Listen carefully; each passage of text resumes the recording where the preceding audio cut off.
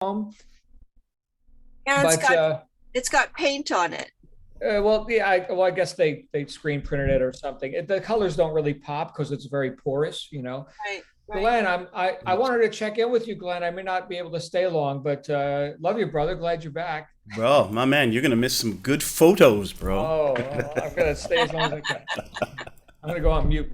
There you go. Well, good morning to you, Godzilla, and afternoon. Greetings, everybody. All our friends are here. Good to see you. It is Wednesday. Happy Australia Day. Today, January 26th. Oh, see, Gail don't knows what I'm talking about. She knows Gail it. knows what I'm You're talking right. about. Aussie, Aussie, Aussie! Oi, oi, oi! Yes. Oi, oi, But that oi. was yesterday in Yes. Australia. Well, January 26th. Well, yeah, it's yesterday now in Yeah. Perth and Brisbane and Sydney. But you know what? It's the 26th of January. Welcome to the John Lavinia Success Mastermind. So good to see you. I'm your guy for today, Glen Henderson. And we are here and happy to be back together. It's going to be sort of a fun, like good news, good times type thing today. And yes, the reason I mentioned Australia Day. Oh, hello, Linda. Nice to see you. That's a pretty serious wooden wall behind you. I like that design. Janet here. Hello, Janet. And Gail, Catherine, and Bob and Missy. There you go. See, such friendly smiles with Bob and Missy. Always, yes. And the Money Mama, probably coming in from a 20-mile run or something, as she does. Good to see you, Lindsay. And the man of the hour with the acoustic foam power, John Lavinia. Good to see you, brother.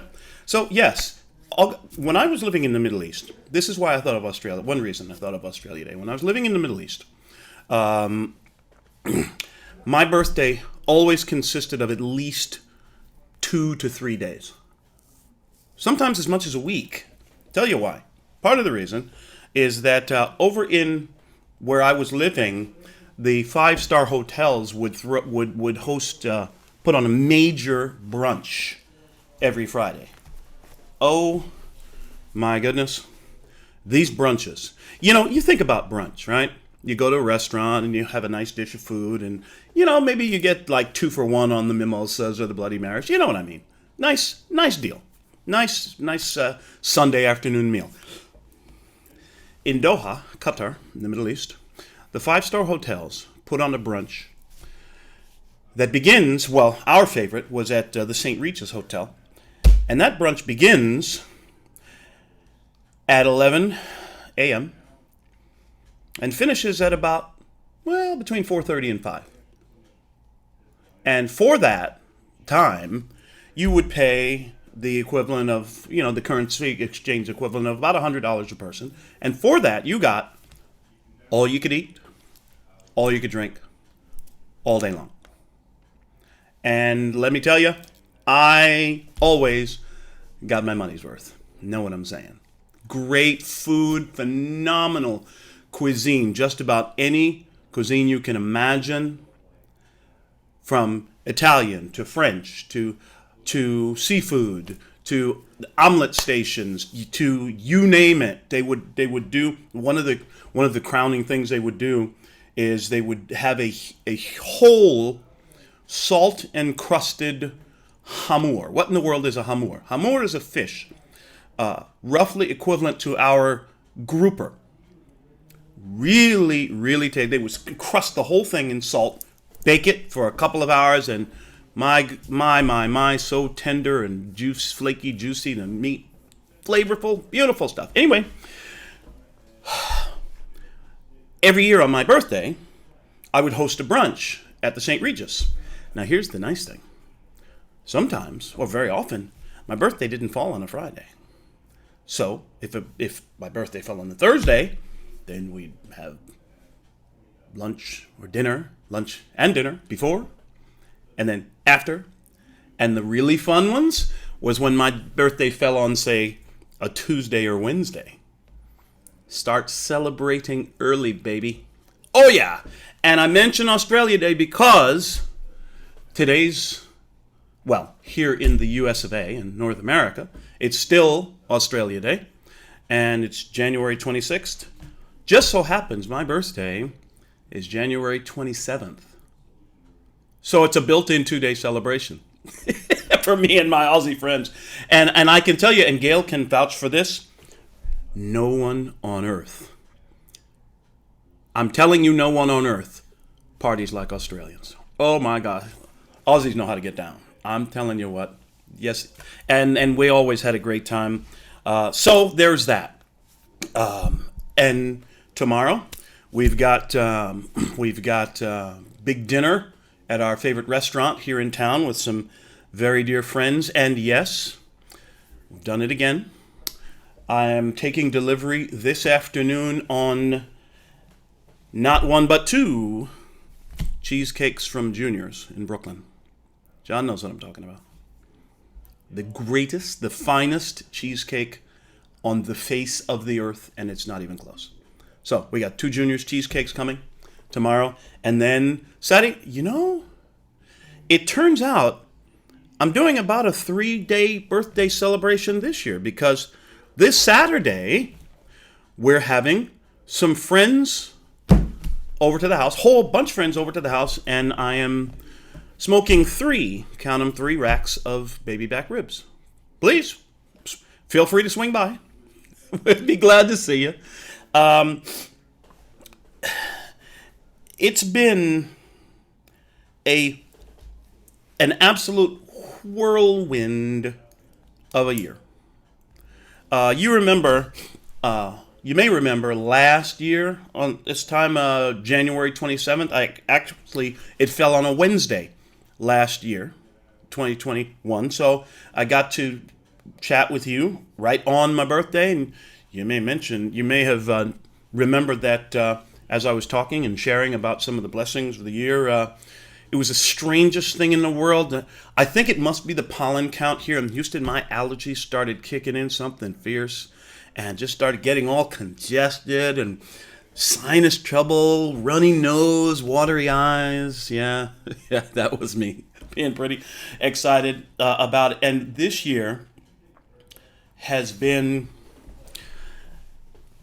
past 12 months has been utterly unexpected for me in most respects. In most of the areas of my life, there have been amazing, almost shockingly good happenings, good news.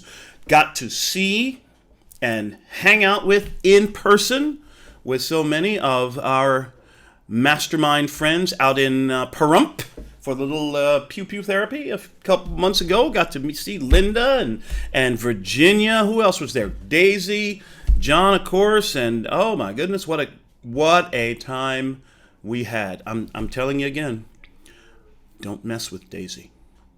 The last thing you want is to have Daisy mad at you, because I'm just saying, crack shot that Daisy. I was very impressed.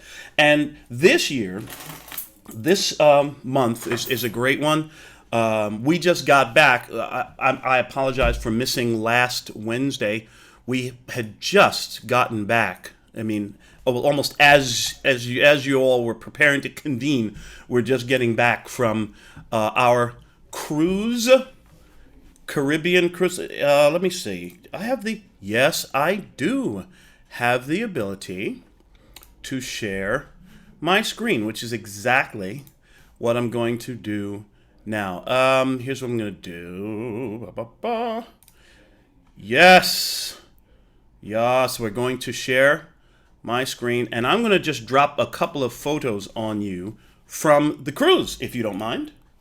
Celebrity cruises. We had ourselves a time. We were aboard the Celebrity Reflection. It's one of the really gorgeous ships. The other thing that was nice, I'm going to pause this for a second. The other thing that was nice is that this ship, the Reflection, was its normal full passenger capacity is just over 3,000. It can take just over 3,000 passengers. Because of everything that's been going on the past couple of years, you know how many people were on this ship with us? 850. Out of 3,000.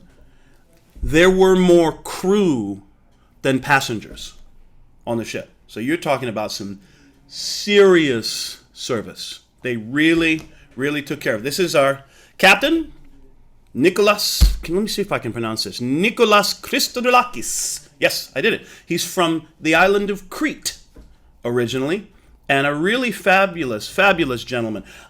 Something I did not know until we started sailing on cruises together. He is in command. Captain, would call him Captain Nicholas, and he goes that, he's in command of the vessel. Here's the thing. There are several other officers aboard a ship of this size. There's bound to be several other officers in charge of various ships' operations who are also at the rank of captain. And so, the one gentleman who is in command, in ultimate command, yes, he is by rank captain, but in function, he is known as the master. He's the master of the vessel. That just sounds kind of Star Trek, doesn't it? And in fact, it sort of put me in mind of the first line of dialogue. Yes, it's coming. You knew it was coming. First line of dialogue from the 6th Star Trek film, The Undiscovered Country. Right at the beginning, you remember?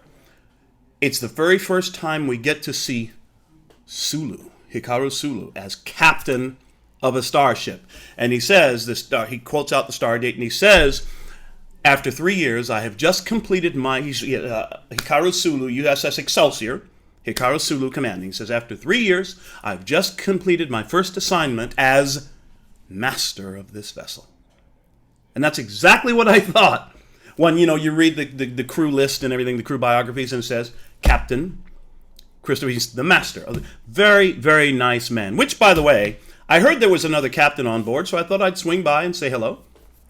They had a captain's club reception there aboard the ship, and you knew I had to bring out the swag, right? What a laugh. It handed such a laugh. Everybody got such a kick out of it. The Captain Nicholas, actually took a selfie with us. He was that impressed. Pretty nice.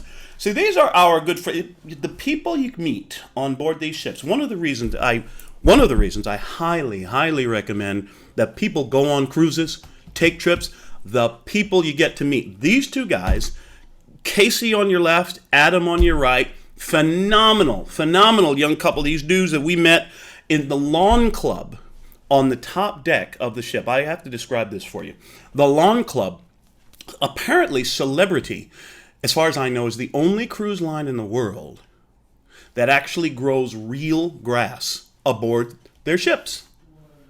Pretty impressive. And so you can go up to the lawn club and you can relax, play a little, they've got a little putting green over on this side, some bocce ball over on the other side. You can sit, you can have an iced tea, a lemonade, and an alcoholic beverage. You can go up and smoke. John, listening, John, you can go up and smoke a cigar, sit up there and relax if you want to, and enjoy the sights. If you're at sea, the waves are just absolutely amazing, looking out over the ocean.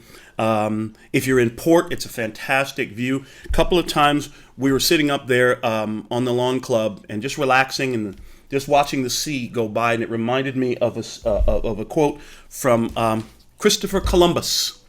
You'll remember this one.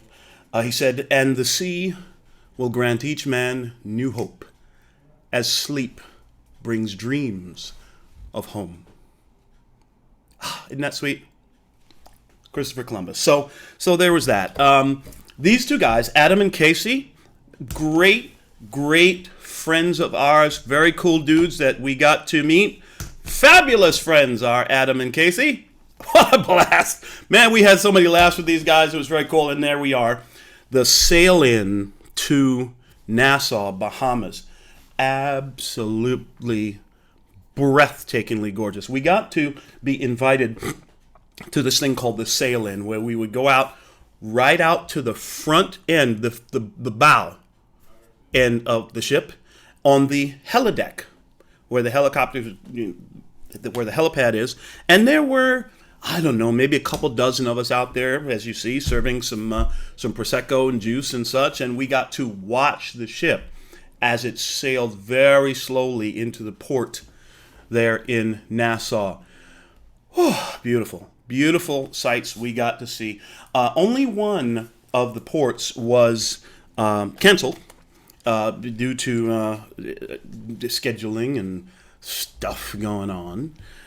So we got to go to, where was our first stop? I keep forgetting this. Puerto Plata in the Dominican Republic.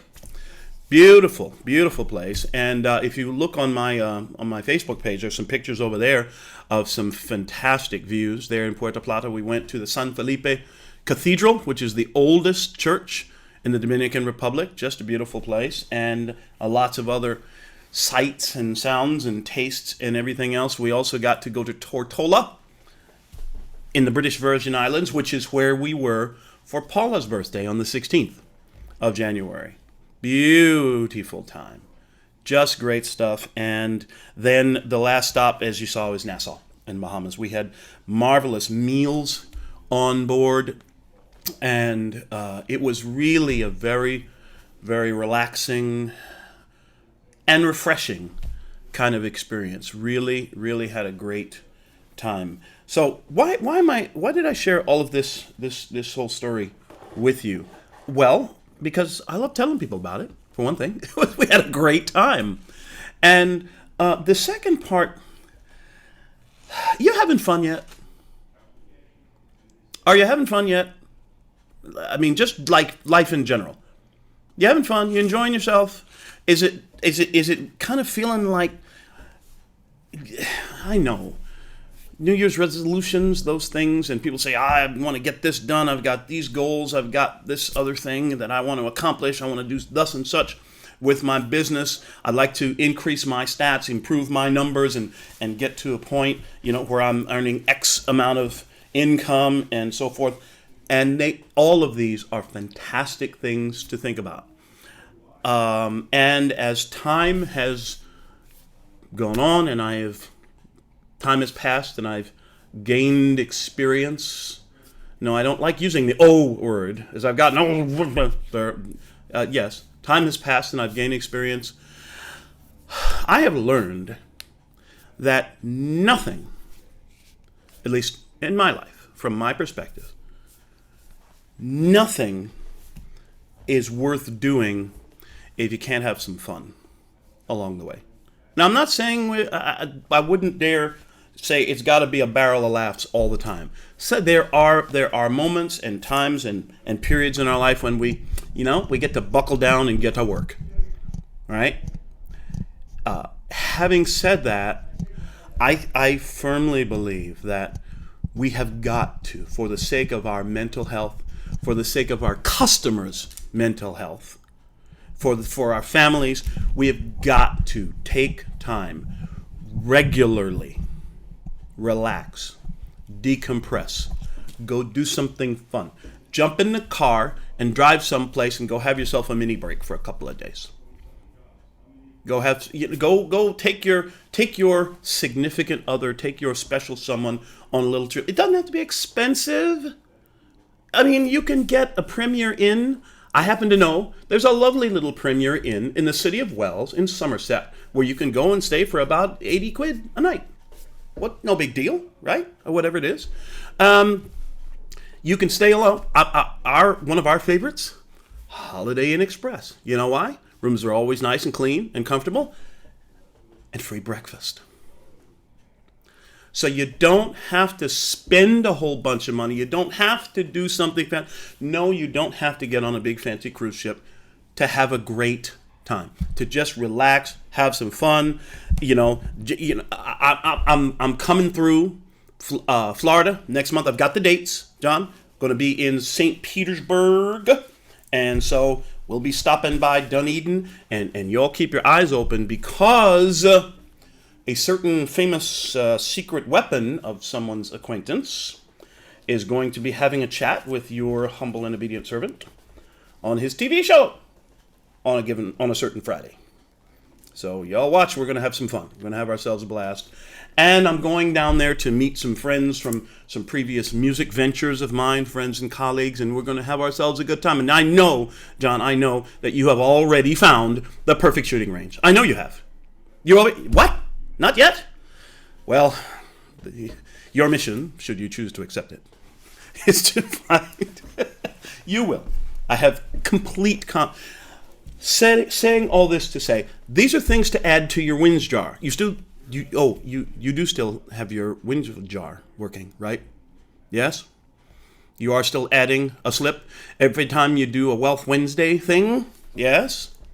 This is your pop quiz. So Wealth Wednesday. Remember, random act of kindness for a complete stranger involving a financial exchange. I'm going today, as soon as I leave here, I'm going to do one of those coffee drive-thrus, and I'm paying for the person behind me. So that's my Wealth Wednesday. What's act for the day? What's yours? I love to read. I've just started, and sometimes your fun, sometimes your decompression time can be to take your phone. Watch this now. Watch what I'm doing. Take your phone. And wait a minute. Let's see. Where it goes. Oh. Yes. Take your phone and turn it off. You see what I just did there? Take your phone, turn it off, and take up a good book. And sit for an hour or two and just read. Shut the whole world out for a while. Something like this can be just as good as a weekend vacation. N'est-ce pas? So my point is, I just started a new book. Actually, I've just started 2 new books. One book is on my iPad. It's called The Magic Question, which I may be discussing on a future call sometime. The other book is by a good friend of mine named Jen Godet. It's called The Art of Saying No. Notice the subtitle, the super title? It's about boundaries, as far as I can tell. A step-by-step journey toward boundaries that stick by Jen Godet. She, as a matter of fact, Jen Godet, is going to be on the TV show in a couple of weeks, I think. Got that scheduled as soon as my producer lets me know. It is still weird for me to say that. I have a producer. What the heck do I need with a producer? Well, it's a TV show. And we're having a blast, by the way. Really, really having a good time. So, I guess the whole point of my conversation today is... Oh, and here's something. Let me get to my point. You know how my sentences go. They jump all over the place. I guess the whole point of our conversation here today is... Yes, get to work. Yes, accomplish your goals. Yes, do what you mean to do this year. And please make sure that you have yourself an absolute freaking blast doing it. Have fun. Make it fun. Find ways to make it fun. Well, John, right? Fun Fridays. Yes, I got some good ones. I got a couple of good jokes ready for this Friday. You want to hear? I missed last Friday. So I'm going to claim a point of privilege here. I missed last Friday, so I'm going to tell a story. Is this something that I saw on the cruise? And I was going to tell you about this. I'm okay now, and there are people who love me, and I have many friends these days, which is great. But I tell you what a kid I was. I was a really weird. I remember one time practicing the violin in front of a roaring fire when my old man came in. He was furious.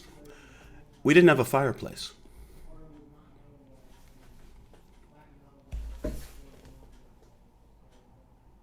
John's like, what's wrong with this guy? That is all right.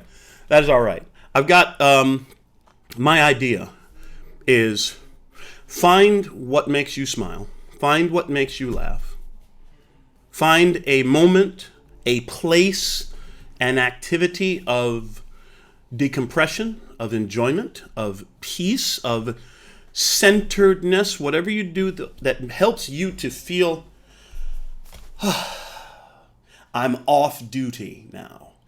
Whatever that is, do that thing on a very regular basis. I bet you'll find that your work will start to go a little more smoothly. I bet you find that you'll start to enjoy the accomplishments and the milestones along the way. And you know what else? I got a sneaking suspicion that some of your goals may sneak up on you before you even realize you're there.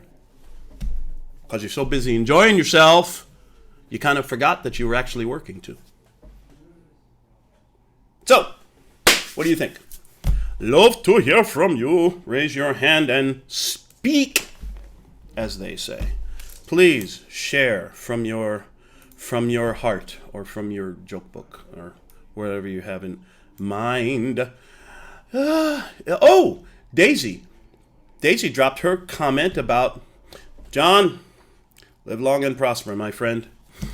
Crap shot is more like it. Crack shot. You have been practicing though, right, Daisy? Putting holes in your holes. Nice. This is what they do. In shooting terms, it's called stacking, actually. When you get a really good shot, bang, right in the bullseye. Pew. And then your next shot is so good, it's so accurate, it kind of goes straight through the hole where you made the first shot. Yes, I've been stacking. Stacking, very good. Yes. Daisy spent like 3 days, a whole week, stacking. She's a badass, our Daisy. She is. Wow. Cracking me up. So what else is going on, y'all? Who's having fun? Who's enjoying themselves? And no, you don't get to say, oh, I love my work. I have fun at my job. No, you don't get to say that, at least not today. What else is it that you do? What is your decompression activity? Ours is traveling.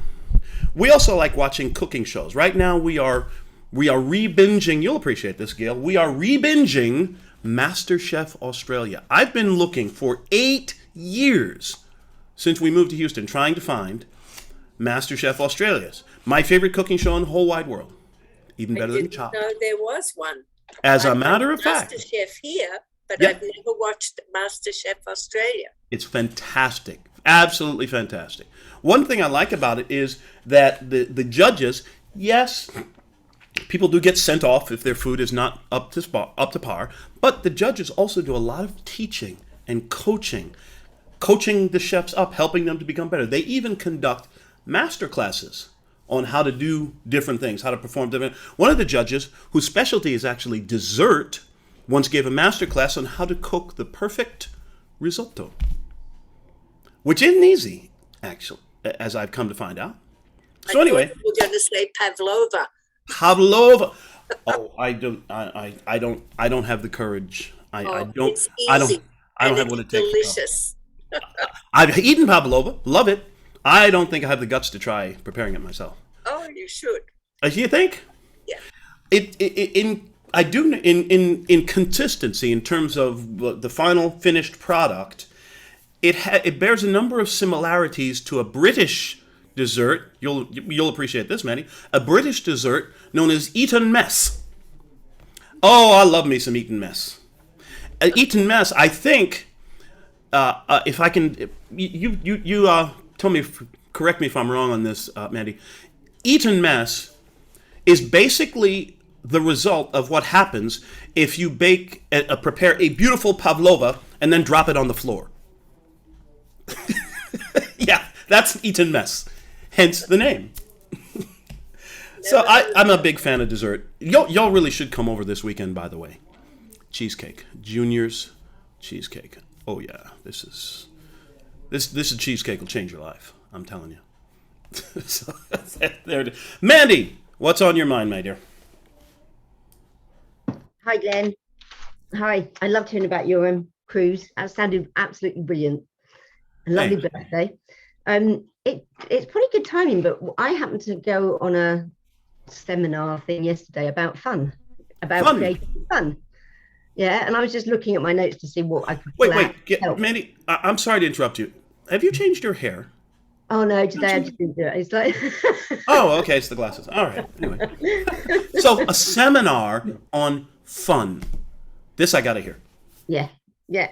And so I've got to put my glasses on now, I can't see it. And one of the really interesting things that came out of it was that what is our biggest obstacle for fun? So why do we not have fun? And it's mostly because we're not choosing it. But also it was, you can have fun or you can be fun. And if you're having fun is when you're a consumer, you're taking it from somebody else. So somebody else is doing something which is fun and you're feeding off of that. But if you are fun, then you can go out there and you can create fun, you can cause fun. And if you can cause fun, it comes back to John's cause and effect. It becomes cause because you can have fun with your wife, but you're making them laugh and you're making them want to make fun and they make fun. And then it just... It's contagious. It's catching. Yeah, it's catching. But it was really interesting, that thought, because I know that I'm not very good at creating fun. If I I could go down the flumes and I could go on, well, when he was younger, I could go around the soft play areas and I used to love it and running around and everything, whereas a lot of parents wouldn't. But I not necessarily make fun myself. So it's remembering to do that and remembering to get out of your head and just dance or do something really silly. And I suppose it's just to think, like you said, it's think, if we're not having fun or creating fun, why are we not? What can we do? What can we do to change it? Because like you said, everybody needs that fun. They need that break and it can get you out and get you more energy. And a couple of other things they said were, the reason we don't do it are duty, our have-tos, our to-dos. Have fun on your to-do list each day. Yeah. Being a victim of time, victim of money, control, stress, and just being on our unconscious autopilot. Judgment, and we want to look good.